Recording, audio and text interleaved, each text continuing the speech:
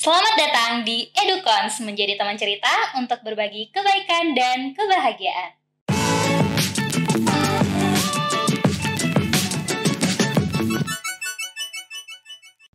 Hai, apa kabar teman-teman Edukons? Edukons episode kali ini saya bersama teman cerita kita di Edukons akan membahas tentang self-healing tentunya dari perspektif psikologi. Dan saat ini saya sudah ditemani sama Ibu Dila. Halo Ibu, apa kabar? Halo. Pasti kan ada nih pengalaman-pengalaman yang buat kita itu terpuruk. Ya. Merasa pasti adalah di suatu masa kita merasa tuh lagi sedih, lagi down. Itu kalau dari perspektif psikologi tuh ada istilahnya sih Ibu atau gimana? Oke, jadi sebenarnya kalau kita bicara ya tentang kita sedih gitu ya, atau kita mengalami sesuatu hal yang tidak menyenangkan, tentu saja kalau di dalam istilah psikologi kita sering sebutnya luka batin gitu ya. Dan kadang luka batin ini gitu ya, ini sebenarnya hampir seluruh manusia tuh punya gitu ya. Nggak ada manusia di dunia ini yang nggak punya luka batin.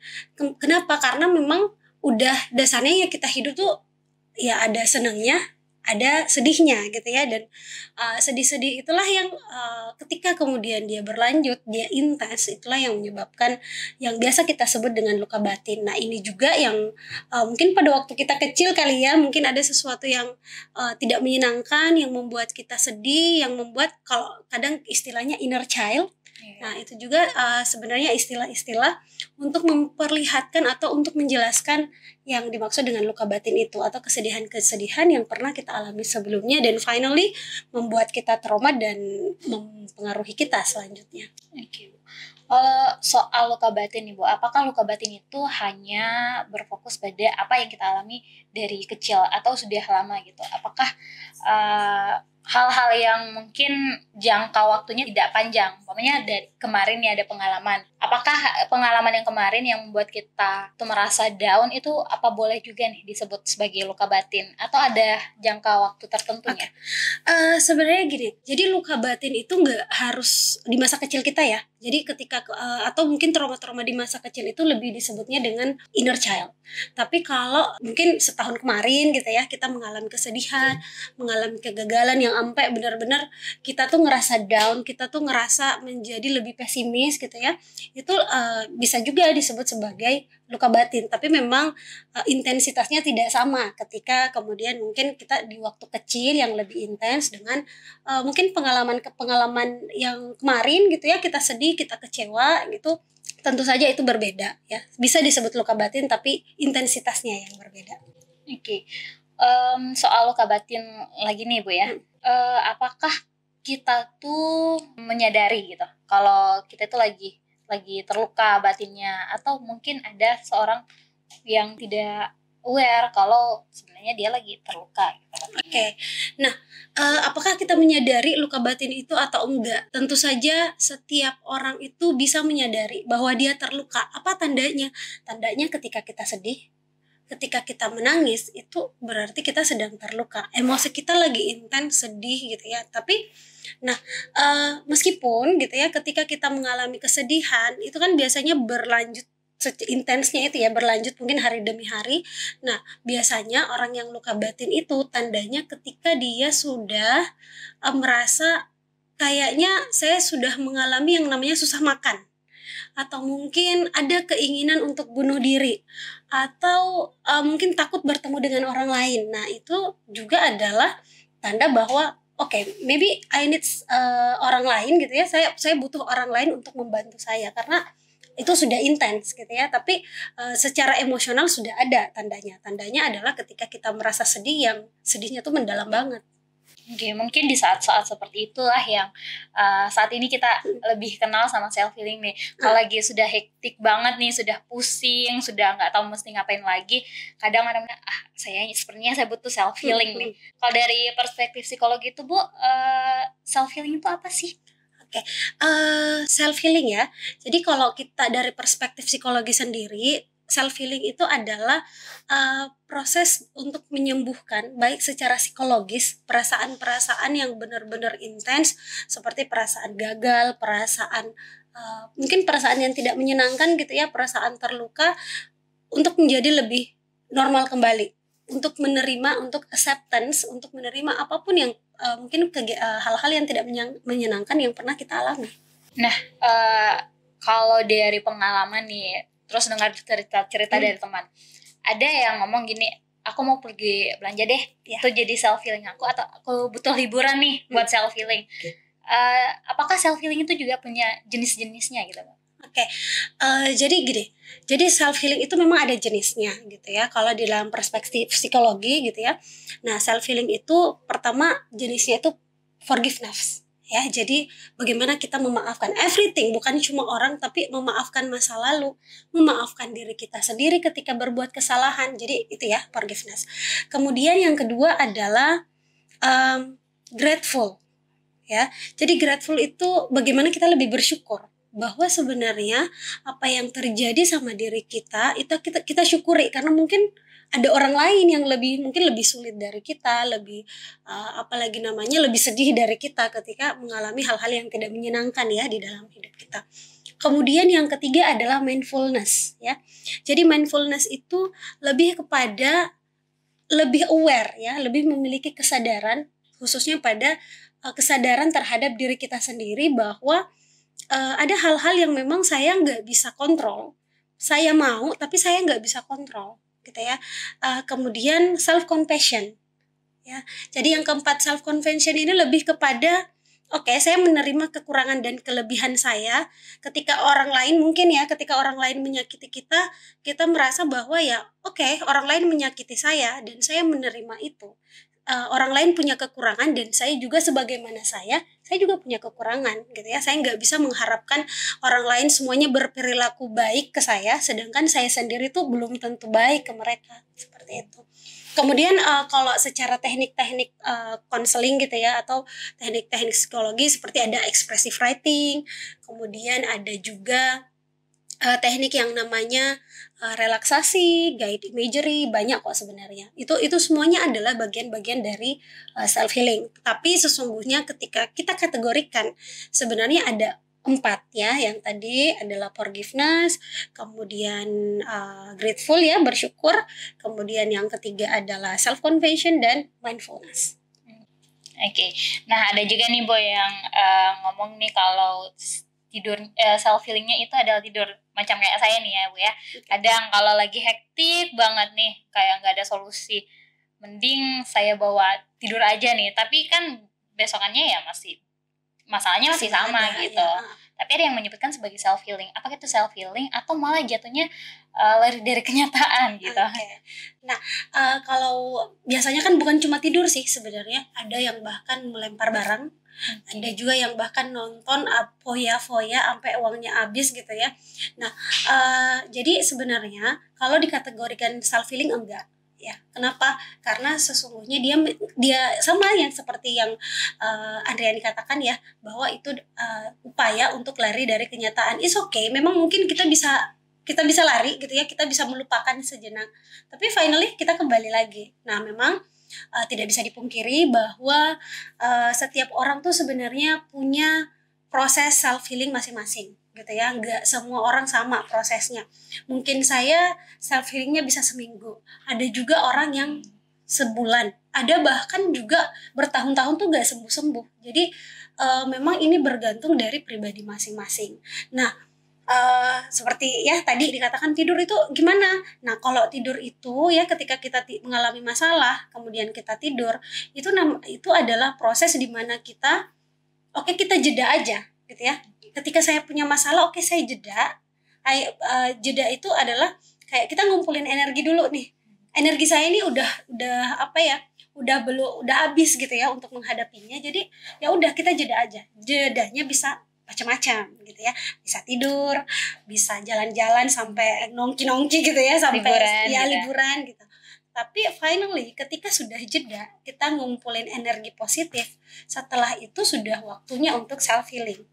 Apakah kita awalnya belajar untuk menerima, self talk, bicara dengan diri sendiri, sebenarnya pengennya kita gimana, maunya kita apa ya, itu bisa. Jadi memang bukan negatif juga sebenarnya ketika kita tidur. Tetapi kan kalau tidur mulu setahun gitu mau ngapain gitu ya. Tetapi lebih kepada oke, kita jeda sebagai bahwa kadang kan kita capek gitu ya. Kalau menghadapin masalah terus juga capek juga ya. Kita istirahatnya kapan? Jadi lebih kepada kita jeda pada masalah itu. Oke, saya ngumpulin energi positif dulu.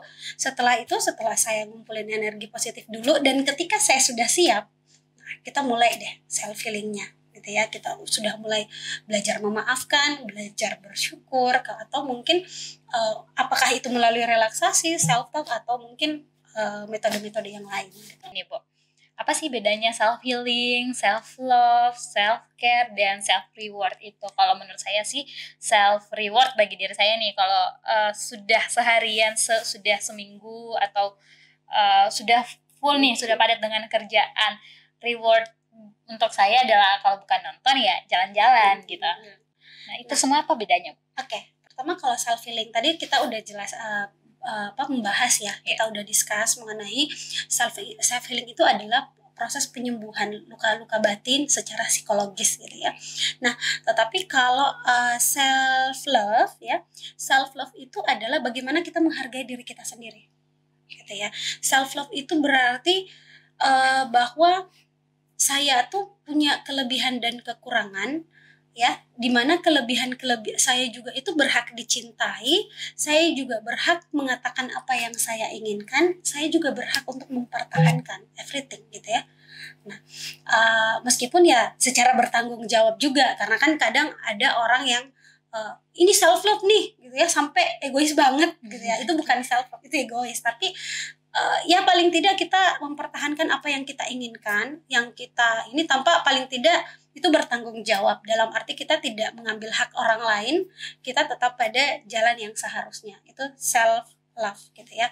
Nah, self love juga termasuk sebenarnya mirip-mirip dengan self care sih, bahwa ketika kita self love salah satu bentuknya adalah self care. Contohnya kita skincarean tiap hari, itu adalah bentuk penghargaan kita terhadap diri sendiri.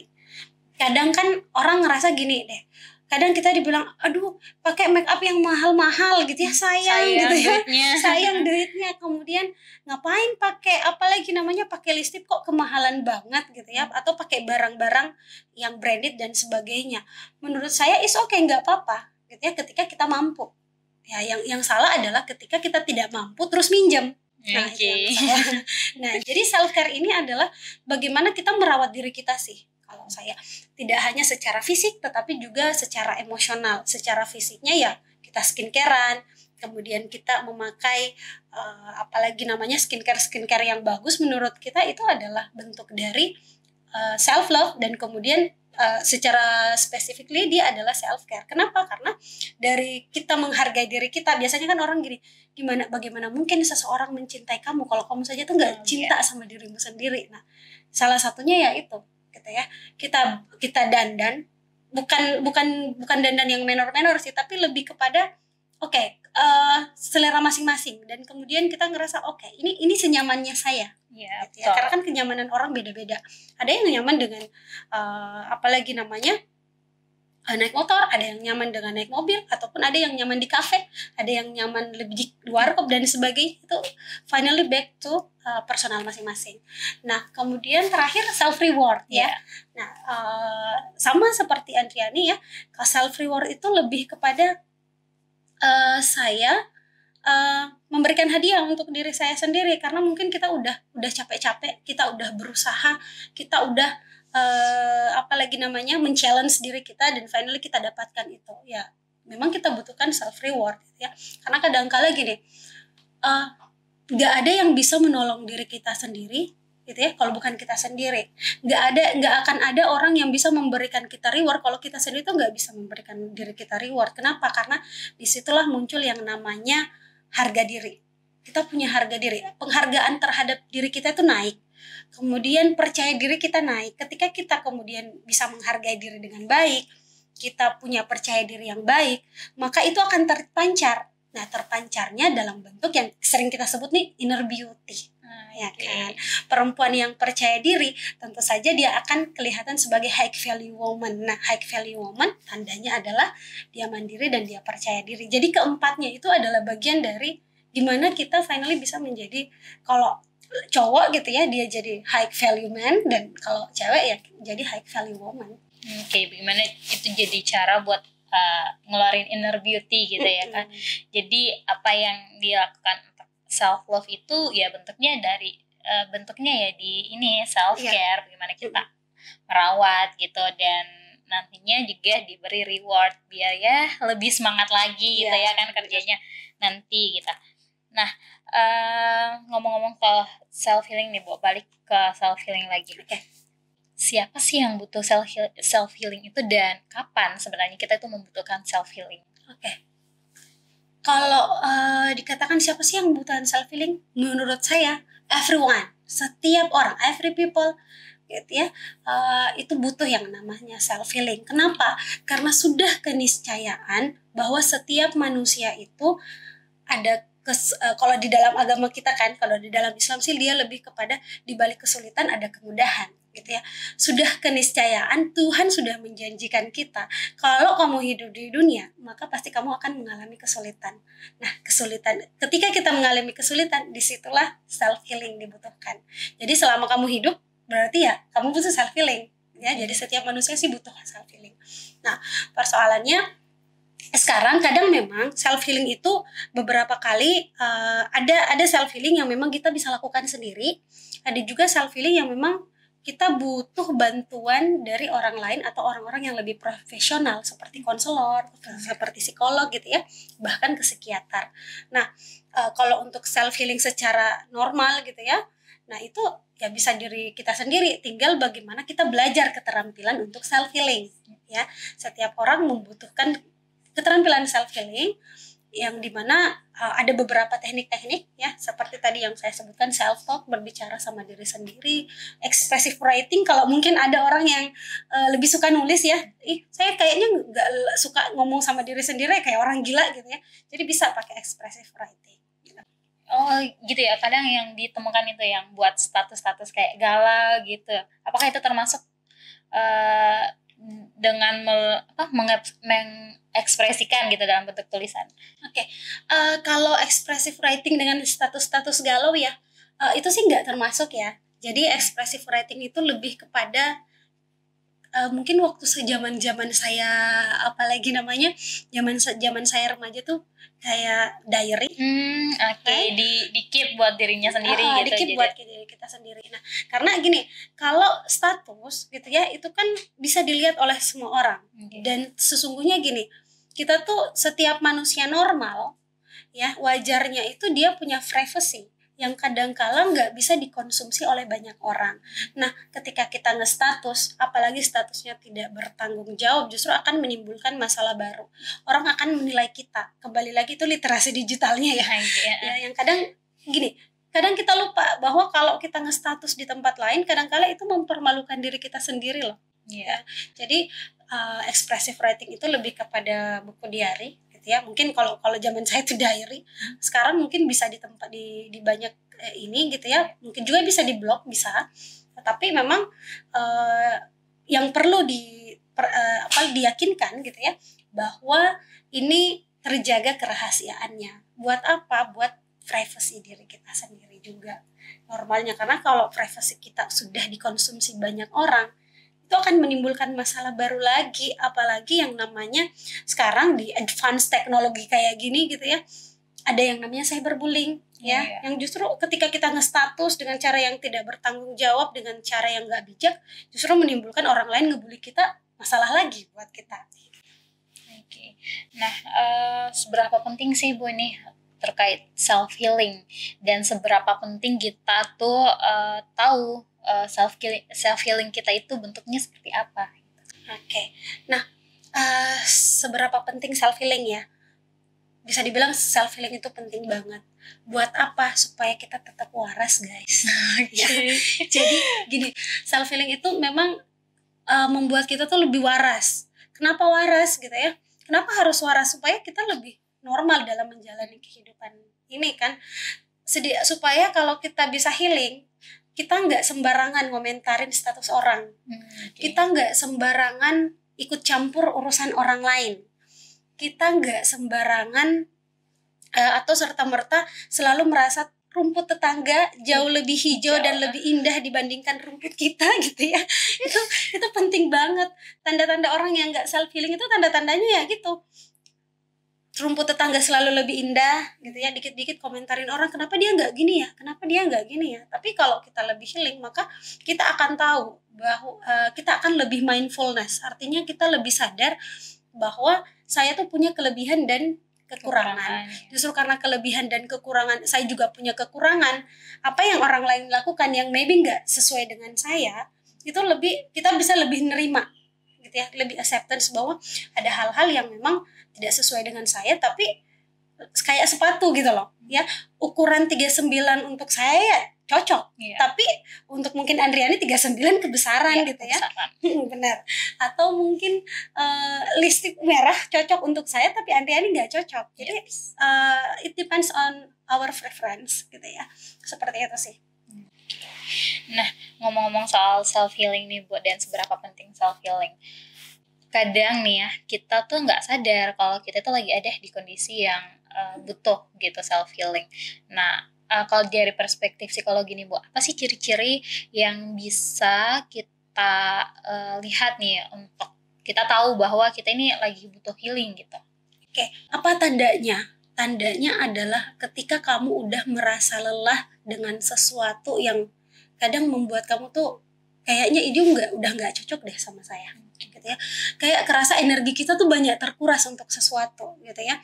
Pernah kejadian kemarin aja gitu ya, saya punya anak, beberapa anak bimbingan gitu ya, yang kadang saya rasa saya udah berusaha semaksimal mungkin untuk memberikan yang terbaik, but finally mereka merasa nggak cukup gitu loh ya. Dan jadi apa yang saya lakukan? Yang saya lakukan adalah saya negur gitu ya. Saya menegur bukan berarti saya marah. Saya menegur karena memang ada hal-hal yang mungkin sebagai anak bimbingan saya gitu ya, mereka harus memperbaiki sikap. Kemudian 2 hari ini saya nggak ngajakin ngomong beneran. Sebenarnya bukan karena saya marah gitu ya, tetapi saya merasa bahwa energi positif saya selama sebulan ini banyak terkuras untuk mereka, dan sekarang saya udah kehabisan energi positif itu menghadapi mereka. So finally saya diam, bukan berarti saya cueki, bukan berarti saya gak suka, bukan, tapi I need to heal. Butuh jeda dulu ya. Saya butuh jeda dulu, saya butuh apalagi namanya, saya butuh jeda, saya butuh dulu mengumpulkan energi positif di tempat lain, dan finally saya menghadapi mereka lagi gitu ya, supaya apa, komunikasi kita lebih lancar, supaya kita tuh nggak serta-merta dikit-dikit marah gitu ya, dikit-dikit gini, tapi lebih mengkomunikasikan gitu ya. Setelah saya merasa bahwa oke, energi saya sudah cukup, ya waktunya saya berkomunikasi lagi sama seperti biasa tanpa merubah apalagi namanya pola-pola komunikasi sebelumnya seperti itu.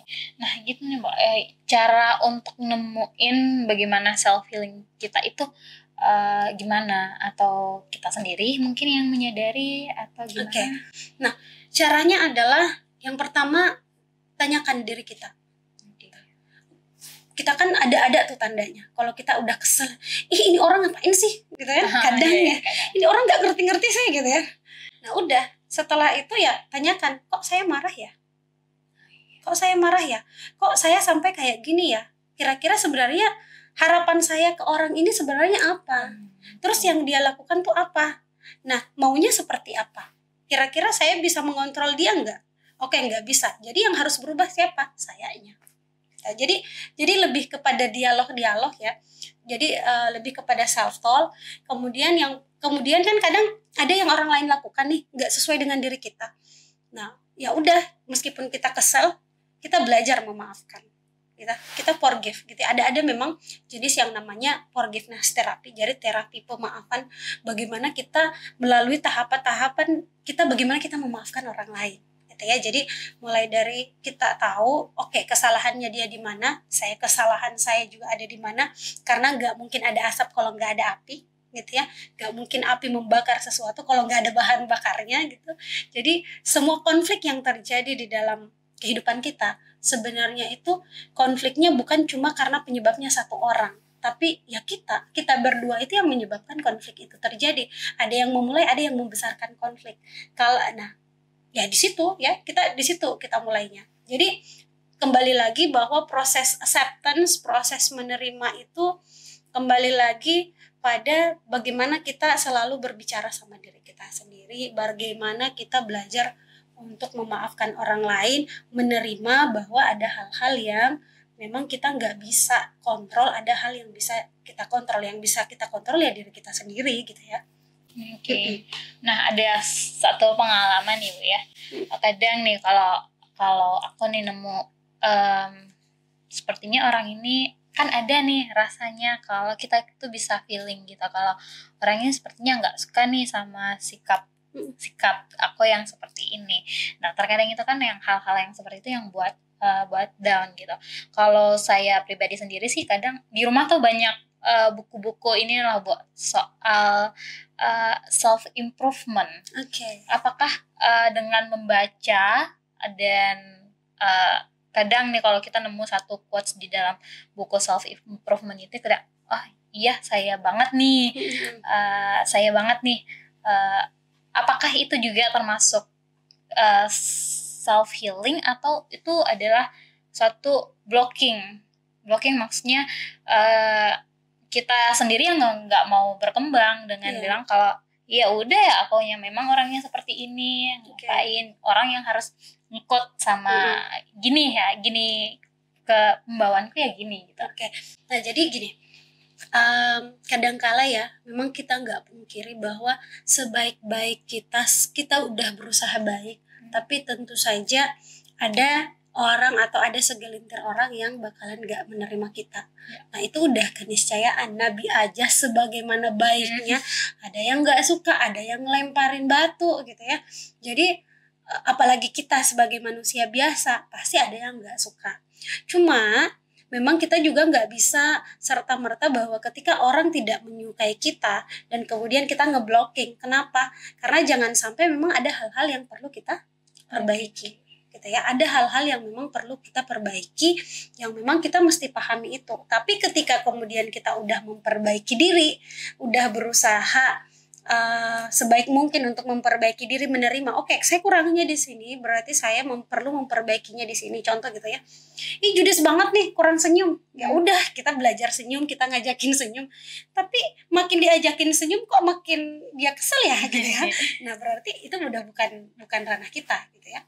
Oh berarti memang kita stop di situ karena menurut dia adalah perbaikannya mesti lebih ramah gitu kan. Tetapi kayaknya bukan malah komunikasinya lebih baik, tapi malah justru makin menjadi-jadi. Ya udah, di situ berarti bukan salah kita lagi. Berarti kita mesti kita menerima bahwa oke, orang itu nggak suka saya, mau gimana lagi gitu ya. Saya nggak bisa memaksakan suatu hubungan menjadi selalu baik. Kalau memang dia nggak open ke saya, it means that saya harus menerima itu bahwa semesta lagi tidak mendukung energi saya dengan dia. Udah selesai. Meskipun memang sebagai manusia biasa prosesnya kan nggak selalu seperti membalikkan telapak tangan gitu ya. Semua itu butuh proses gitu ya. Kenapa orang yang sering patah hati tuh ada tuh lagunya yang terlatih patah hati. Mengapa orang yang sering patah hati tuh lebih gampang move on-nya? Karena memang dia udah terbiasa. Gitu juga dengan self healing. Semakin kita terampil untuk healing, maka semakin gampang juga untuk the next-nya. Oke, jadi yang PR nih yang berat kalau kita yang baru-baru mau gitu ya keluar atau baru dapat masalah yang menurut kita itu belum pernah ditemukan sebelumnya dan berat gitu ya, itu yang berat buat healingnya. Nah, apakah self healing ini yang seperti dilakukan sebelum-sebelumnya tuh bersifat memperbaiki dan mempengaruhi jangka panjang nggak sih Bu, atau cuman pada saat itu aja? Nanti kalau kita ketemu masalah baru, ketemu ini ya pokoknya ketemu masalah yang lebih besar lagi, seumpamanya atau yang baru lagi gitu lah pokoknya. Apakah itu juga memerlukan self healing yang sama ataukah kita mulai lagi nih dari awal untuk nemuin gimana solusinya gitu. Oke. Nah, jadi gini, ketika sesungguhnya selama kita hidup kan pasti kita harus selalu self healing. Iya. Jadi selama kita hidup berarti kita akan menemukan masalah, dan selama itu juga kita akan harus selalu self healing gitu ya. Tapi memang tidak serta-merta bahwa kita ketemu masalah baru kemudian kita mulai dari nol lagi, enggak. Karena kita punya start masing-masing. Ya. Oke, jadi semakin seseorang banyak mengalami challenge di dalam hidupnya, tentu saja dia semakin terampil dalam self healing. Nah, ketika dia menghadapi masalah ya soalnya ya nggak terlalu susah buat dia. Kenapa? Karena kan udah dijalani sebelumnya. Nah, seperti itu juga sebenarnya. Kalau di analoginya tuh kayak perkalian gitu ya. Mungkin di perkalian 1 sampai 3 tuh kita udah oke. Tetapi Tuhan kan selalu memberikan kita buat naik tangga supaya kita menjadi bertumbuh, supaya kita bisa menjadi high value gitu ya, high value woman contohnya. Maka kita akan dikasih perkalian 5 lagi kan. Nah, seperti itu. Meskipun perkalian 5 itu ada gunanya. Perkalian 1, 2, 3 itu akan ada gunanya untuk menghadapi atau menyelesaikan masalah perkalian, mungkin perkalian 5 dan perkalian selanjutnya. Jadi seperti itu, semakin kita belajar healing, terampil healing, maka sesungguhnya kita semakin lebih bijaksana gitu ya, semakin bertumbuh dan semakin menjadi pribadi yang lebih baik. Karena sesungguhnya kan tujuannya long life learning itu kan sebenarnya tujuannya ya itu ya, menjadi pribadi yang lebih baik gitu. Oke, jadi sudah sudah membangun resiliensinya untuk menghadapi yang selanjutnya. Nah, sudah disinggung tadi nih sebelumnya sama Ibu Dila nih, terkait kapan sih kita itu butuh self healing, kan sudah dijawab tadi nih. Kapan sih kita itu menyadari kita untuk menyadari bahwa saat ini nih kita tuh bukan self healing lagi yang kita butuhkan, tapi kita sudah butuh yang namanya bantuan orang lain, yang butuh bantuan profesional mungkin gitu. Oke, jadi kalau ditanya kapan sih kita membutuhkan bantuan profesional gitu ya, kita udah berupaya tapi ternyata nggak sembuh-sembuh nih, ya masih ada aja, bahkan malah makin bertambah. Nah, jadi yang pertama adalah ketika kemudian emosi yang muncul tuh makin intens. Contoh gini, kita nangis gitu ya, ketika kita mengingat masalah itu kita nangis. Berapa kuat sih manusia nangis? Paling 1-2 hari udah. Mau nangis seminggu paling banyak tuh punya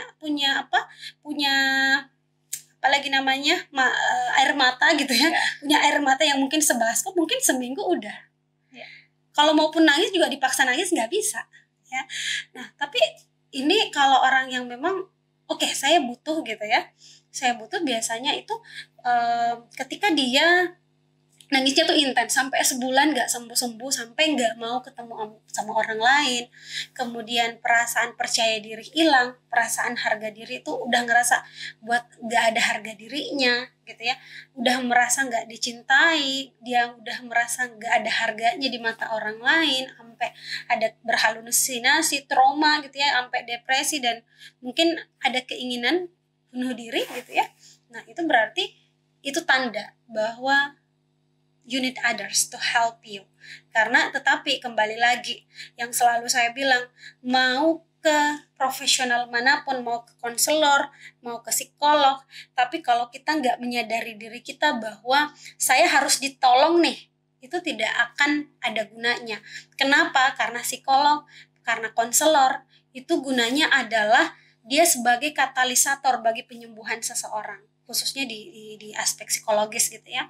Jadi yang bisa nolong diri kita tuh ya diri kita sendiri. Finally, dasarnya ya diri kita sendiri. Nggak ada yang bisa kita harapkan dari semua manusia gitu ya.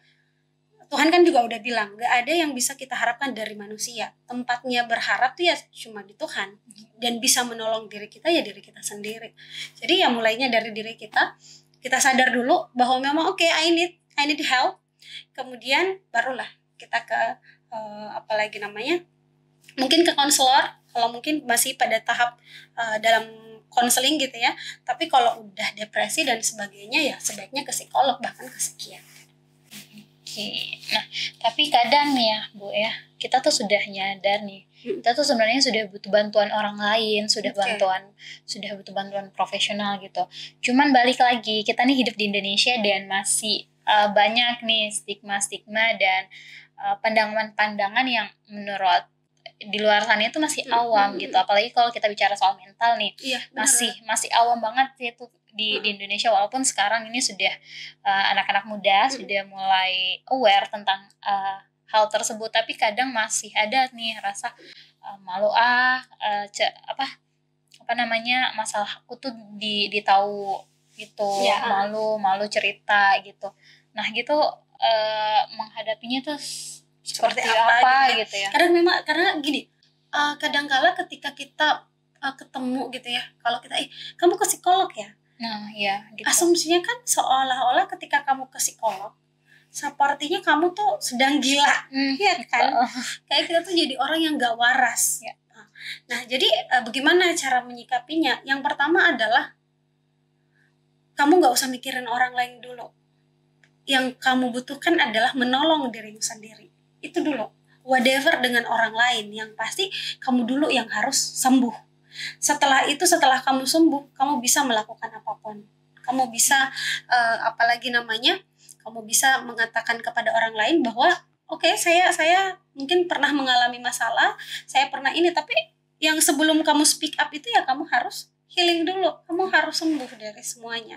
Kenapa? Karena kalau kita cuma mikirin orang lain, kita tuh nggak bakalan sembuh-sembuh. Ya, kita nggak akan sembuh-sembuh dan finally malah memperburuk keadaan. Jadi kadangkala memang berpura-pura nggak dengar itu dibutuhkan. Berpura-pura untuk orang lain ngatain saya ini nggak waras, ya udah terima aja. Ya emang saya nggak waras, udah nggak, terus apa? Merugikan kamu? Enggak kan? Ya udah. Jadi di situ akhirnya kita akan belajar untuk ketika saya sudah butuh gitu ya, saya butuh profesional, kita akan datang ke profesional. Yang pasti ketika kamu ke profesional ada yang namanya asas kerahasiaan ya. Ada asas konfidensial di mana tentu saja semua masalahmu akan dijamin kerahasiaannya ya. Itu yang harus dipegang, karena kadangkala kenapa seseorang nggak mau ke profesional gitu ya, contohnya ke psikolog gitu ya, ke konselor ya, karena ngerasa nanti disebarin masalah saya. Gitu. Padahal sudah ada kode etik. Ada kode etik yang setiap profesi itu punya kode etik tersendiri, apalagi seorang konselor gitu ya, seorang psikolog tentu saja mereka punya kode etik. Jadi ya nggak masalah, kita terima aja dulu, acceptance. Karena semakin kita memblok gitu ya, memblokade, semakin kita defense, justru malah membuat kita justru semakin sakit sebenarnya. Jadi ya memang ada hal-hal yang memang yang harus kita terima dengan lapang dada. Iya, betul sekali. Nah, terakhir nih Bu, ada nggak sih yang mau disampaikan buat teman-teman Edukons yang lagi menyaksikan terkait self healing ini? Ada pesan dan tips kah buat teman-teman Edukons? Silakan. Jadi buat teman-teman Edukons gitu ya, saya berharap setelah kita membahas nih ya mengenai self healing, saya berharap bahwa teman-teman semua bisa lebih aware gitu ya, khususnya lebih aware kepada diri kita sendiri, lebih acceptance bahwa memang gak ada manusia di dunia itu yang sempurna. Setiap orang itu punya kelebihan dan kekurangan, tapi yang pasti dari setiap kekurangan bagaimana kita menerima kekurangan kita dan lebih mengimprove diri kita supaya lebih maju lagi ke depan. Dan yang pasti gini, tidak ada ya, selalu saya bilang, bahkan ke mahasiswa juga sih ya, gak ada yang bisa menolong diri kita sendiri kalau bukan diri kita ya. Jadi jadilah orang yang lebih mandiri, menolong dirimu sendiri gitu ya. Tapi menolong ini kita lebih bertanggung jawab, tentu saja tidak mengambil hak-hak orang lain, itu yang lebih penting. Oke, terima kasih. Nah, teman-teman Edukons, sudah panjang lebar ya, tadi sudah detail banget nih disampaikan sama Ibu Dila ini terkait self healing, dan semoga pembahasan mengenai self healing bisa membantu teman-teman Edukons untuk menjalani hari-hari yang lebih baik lagi. Dan untuk teman-teman Edukons, di part sebelumnya kita sudah berbagi cerita juga pengalaman sama teman-teman teman cerita kita itu terkait self healing. Jadi silahkan untuk disaksikan kembali di part 1 bagi yang mungkin bisa dari pengalaman teman-teman cerita di part 1 itu bisa jadi pengalaman dan gitu bisa diambil hikmah dan pelajarannya gitu. Nah, sekali lagi terima kasih nih Bu Dila sudah mau main-main ke Edukons dan semoga nanti kita bisa undang Ibu Dila lagi nih untuk tema-tema yang lebih menarik selanjutnya. Ya, terima kasih sekali lagi Bu dan teman-teman Edukons, silahkan untuk mengikuti kita di sosial media di Instagram Edukons @edukons.id, di TikTok, dan jangan lupa untuk like, komen, dan subscribe untuk channel YouTube Edukons. Dan sampai jumpa di episode Edukons Podcast selanjutnya.